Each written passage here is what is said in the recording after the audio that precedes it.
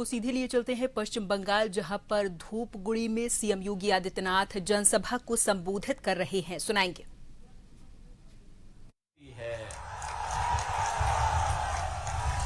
UP में गाय नहीं कटती है और हिंदू नहीं बढ़ता है। परिणाम क्या है?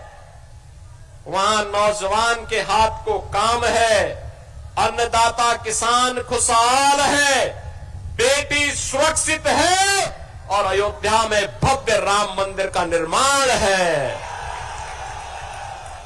और यही तो हमें बंगाल के अंदर भी करना है।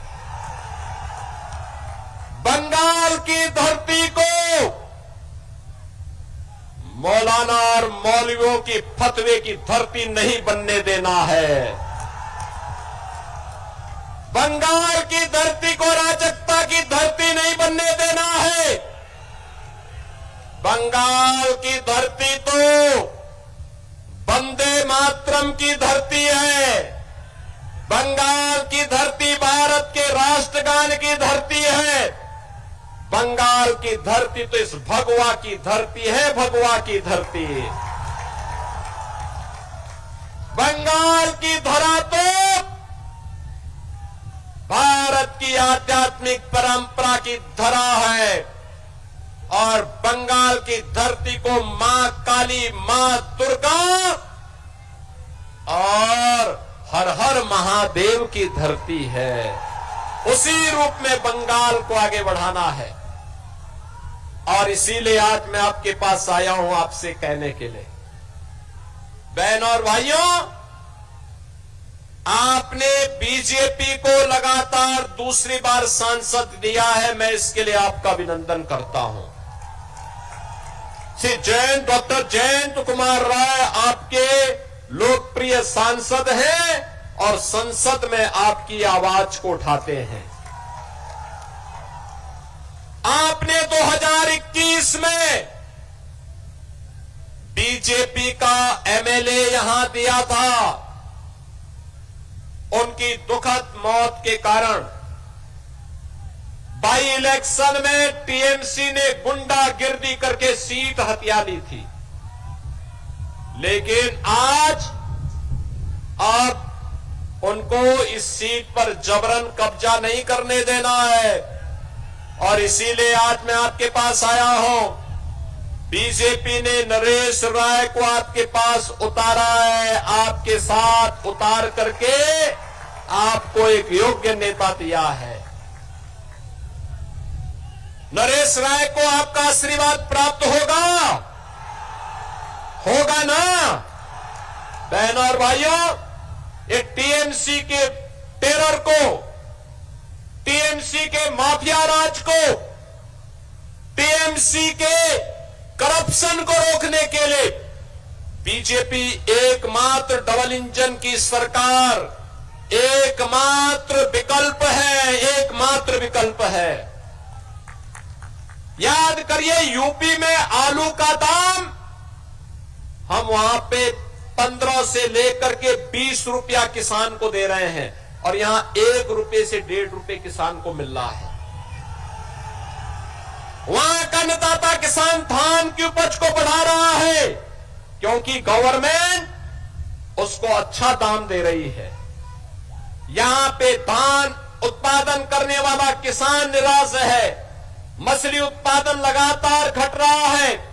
उद्योग यहां के बंद हो रहे हैं। 30 लाख नौजवान यहां बेरोजगार हुआ है। यूपी में 3 करोड़ युवाओं को रोजगार मिला है। लेकिन बंगाल में टीएमसी के गुंडे मोदी जी के द्वारा भेजे गए पैसे को हजम कर जाते हैं। माफिया राज हावी है, सैंड माफिया, लैंड माफिया, बागान माफिया, ये सभी हावी होकर के आपके हक पे डकैती डाल रहे हैं। और मैं तो आपसे कहने के लिए आया हूं, ये माफिया का उपचार भी बीजेपी है। यूपी में बुलडोजर केवल सड़क नहीं बनाता है, ये माफिया, गुंडे और दंगाइयों की हड्डी पसली को भी एक करता है सड़क के साथ में।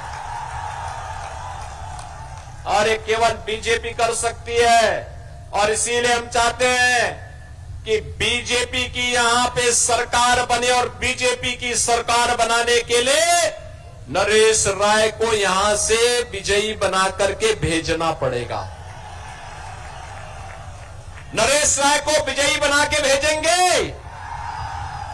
बहनों और भाइयों, बीजेपी का मतलब गौ माता को कटने नहीं देंगे और हिंदुओं को बढ़ने नहीं देंगे, इसकी गारंटी। आपके हक पर कोई घुसपैठिया आकर के कब्जा नहीं कर पाएगा, कोई कब्जा नहीं कर पाएगा। याद करिए, ममता दीदी को तो हिंदुओं से और जय श्री राम से चिढ़ जैसी हो गई है। जैसे उन्होंने कल संसद में आदि आबादी को मिलने वाले हक का विरोध किया, ऐसे ही उन्होंने सीए के दौरान सिटीजनशिप अमेंडमेंट एक्ट का भी विरोध किया था। सिटीजनशिप अमेंडमेंट एक्ट बांग्लादेश के अंदर जो बंगाली हिंदू है,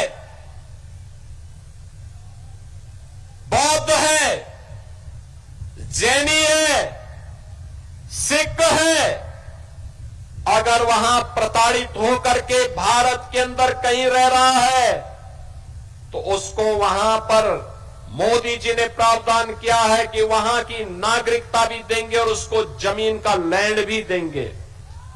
अभी मैं पिछले सप्ताह ही उत्तर प्रदेश के अंदर 1056 परिवारों को कब्जा दिया हो, नागरिकता दिया हो, जिन्हें बंगाल से निकाला गया था।